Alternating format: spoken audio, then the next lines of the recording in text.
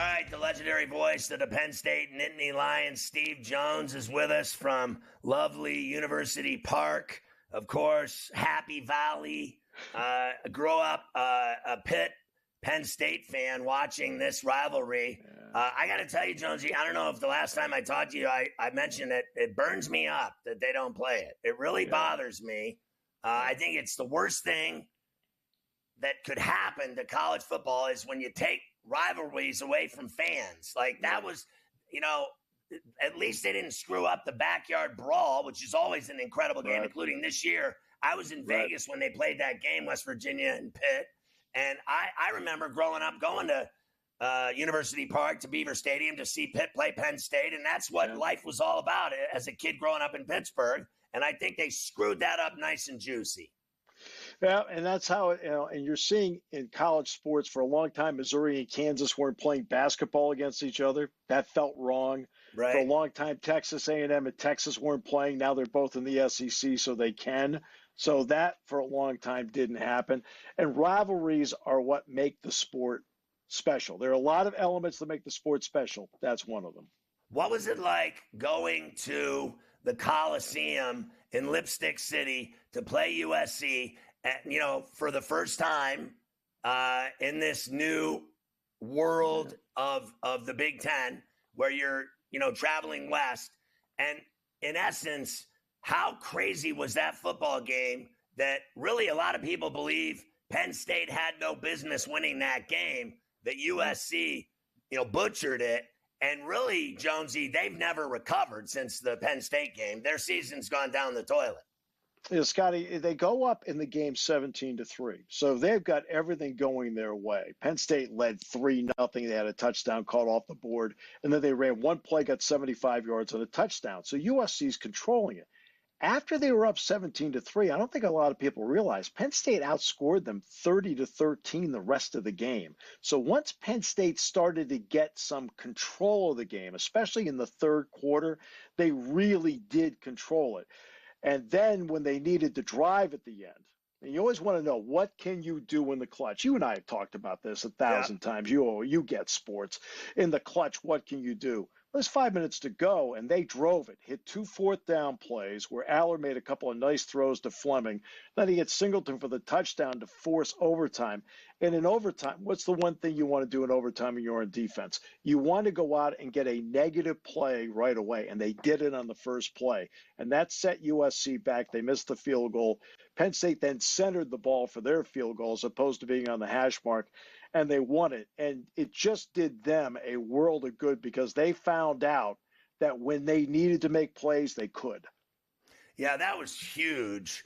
And, now they're at number 3 in the country, and their confidence has to be sky high that they pulled that off. What were they like after the game in the room and on the flight back to Pennsylvania? Because, they had already beaten UCLA at Beaver Stadium, and then they go out there and win that game. And now they have this brutal game in Camp Randall when Fickle's actually got the Badgers kind of turned around and playing real football all of a sudden. What was their mood like, and what are they thinking in the Nittany Lions room and moving forward here?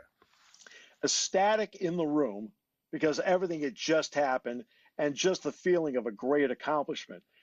Once they got on the plane, you and I both know, Scotty, you've been there. They're tired. It's a long flight back. Got back about 3 a.m. So a lot of people were sleeping, especially in the second half of the flight, although they could watch the Ohio State-Oregon game, which many people did because they had TVs in there. They could watch it. I think it was great they had a bye week. Having a bye week allowed them to settle down because it goes right to the point that you were talking about. And now you're right. They take on a Wisconsin team that's won 3 in a row, 3 games that you expect them to win, but the way they won it was impressive. Right. So they're feeling great about themselves, especially now that their backup quarterback, Braden Locke, has settled in because Van Dyke got hurt against Alabama.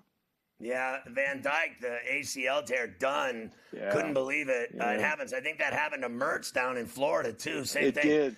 Yeah. So you have this game in Madtown, which is, it's no different than University Park. That's a tough place to play, a tough atmosphere, a rowdy house.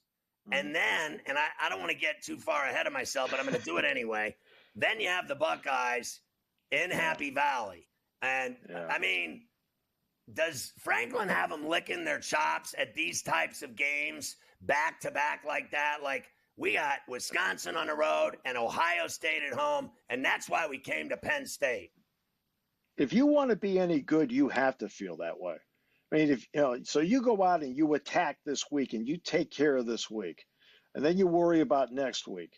So they're going to go out there and they've got this game with Wisconsin coming up. It's going to be, as you said, Madtown at night. But what makes Madtown really tough at night is that Wisconsin's good. That's what makes it tough. Wisconsin in this 3-game winning streak, Scotty, they haven't been behind a single second. They've been playing from in front the entire time. So Penn State just had a come from behind win. Wisconsin hasn't been behind since they were in the Coliseum when they played USC. So let's see if Penn State can get up on them and then how Wisconsin reacts, because they haven't ever had to react like that for a month. You know, they literally have been destroying everyone they've been playing. They destroyed Purdue. They destroyed Rutgers in Piscataway. I remember I was here in town that weekend, and I was like watching that game, and I'm like, oh, my God, what they're doing to Schiano's team is unbelievable. I said, I think Fickle's turned them around. Sure enough, they go to Chicago, destroy Northwestern, and now they're staring down the barrel of Franklin's Nittany Lions. Has the coach ever had a better Penn State team than this one? To this point, no. And, he's had some pretty good ones. 16 was really good. That won the Big Ten title. 17, I thought, was excellent. But this one's really well balanced. And it's well balanced and innovative because of how they're able to utilize the tight end Tyler Warren. Warren, can throw the ball. The Warren can run with the football. Obviously, Warren can catch the ball. And as you saw against USC, he can snap it as well. So because of his versatility, Scotty, he can do everything. And that's what's so great about having a piece like that goes with other parts that are standard parts. And then you have a guy like this who can change the dynamics. So Aller, when he was a kid, in high school, I thought he was the best high school quarterback in the country. And then when he went to Penn State, I don't know. That's not the kid that I watched play high school football. I didn't think he was that good at Penn State. How much better has he gotten from the point when he came there and he struggled, obviously, to where he is today?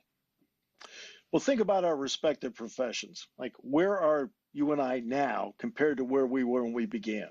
Jonesy, we were both great from the beginning, you and I. You know what? That's a really good point. So let's use some other examples out there besides the two of us, and say somebody else in the profession that maybe early on was trying to find themselves, and then when they got to the second year, suddenly they became really good. Now, out of the gate, you and I were Secretariat. I got it.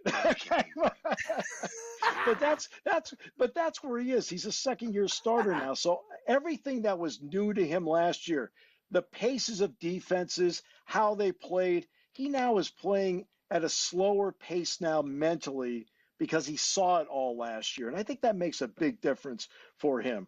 But you are right. You and I did get out of the gate fast. We really did.